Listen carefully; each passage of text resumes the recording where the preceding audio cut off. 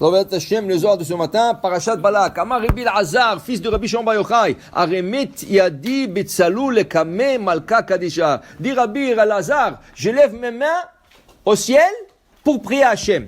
Il dit, pourquoi il dit ça, lève le main au ciel pour prier à Hashem? D'Atanenan, Assir le barnash, la Arama Yedou Lela, Bar Bitzlou Vedachan Tachnonim le Maré. Selon le Zohar, selon la Kabbale, il est interdit de lever le main. À moins que tu fais une prière. Tu n'as pas le droit de lever le main comme ça. Tu fais Netilat Yadayim, tu lèves le main. Siouidechem Kodesh, Varchut Hashem. Siouidechem. Alors tu lèves le main. Tu fais une prière, Ana Hashem, tu lèves le main. Mais Stam, lever le main. Stam, lever le main sans faire une prière, c'est Assour. Assour. Okay? Il dit ici, il dit Rabbi Elazar, pourquoi? Sache que chaque doigt porte un secret.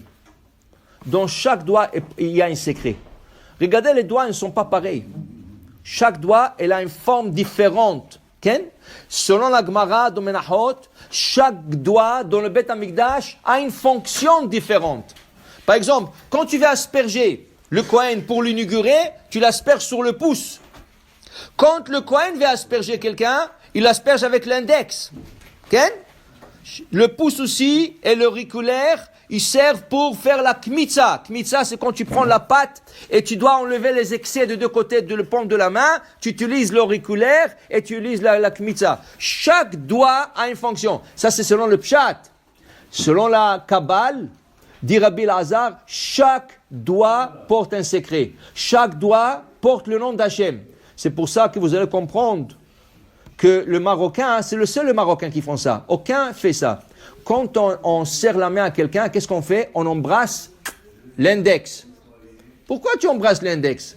Tu lui as serré la main. Regardez les Ashkenaz. Ils te serrent la main, c'est fini. Ou les autres, ils te serrent la main, c'est fini. Le Goïm, l'Avdil. Pourquoi nous, les Marocains, pourquoi nous, on serre la main et on embrasse l'index? Mentez-y, Daxi. C'est ça. Alors il te dit, parce que chaque doigt, il porte le nom d'Hachem. Et ici, dans l'index, il y a un nom très spécial. Et quand tu fais comme ça et tu embrasses un certain nom d'Hachem, un secret.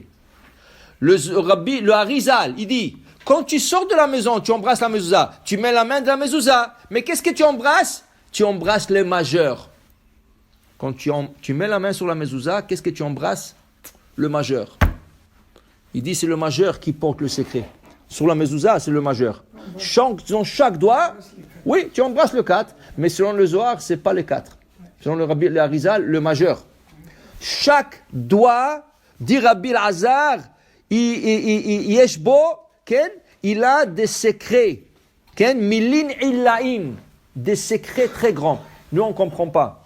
Mais nous, on doit suivre le Zohar. Si le Zohar, il dit ça, ça veut dire qu'il y a des très grandes choses.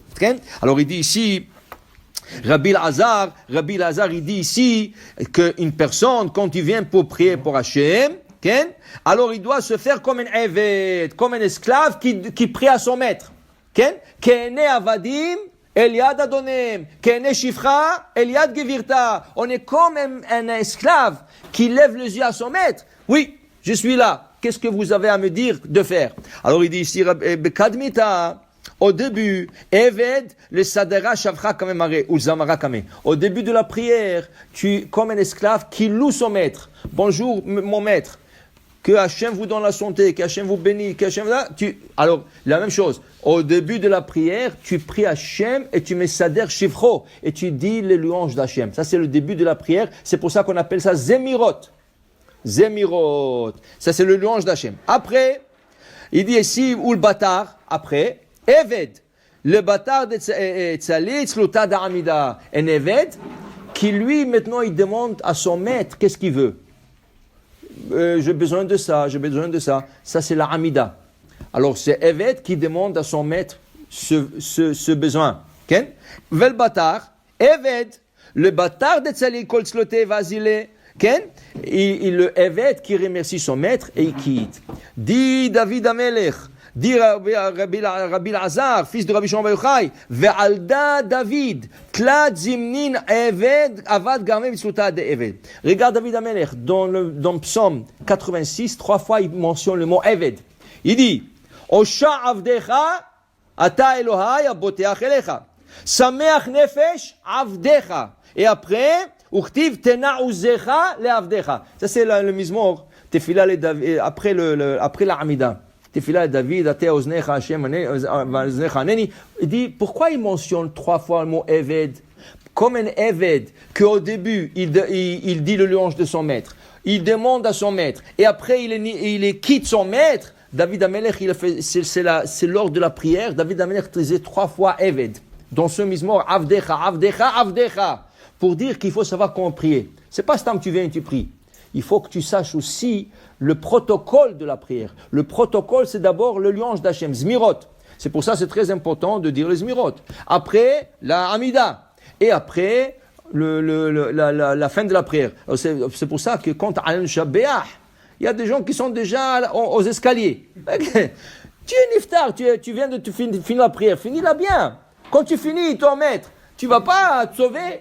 Finis bien, et finis la prière, dis Alain Shabbeach, et on dit que toute la prière, elle monte avec Alain Shabbeach. C'est tellement important Alain Shabbeach, que toute la prière, elle monte avec cette prière. Alors finis-la bien, et après que tu as fini, c'est là que tu peux quitter. Alors pour dire qu'il y a un ordre, comment arranger la prière pour qu'elle puisse monter et être exaucée par Akadosh Baruch Hu. Amen, amen.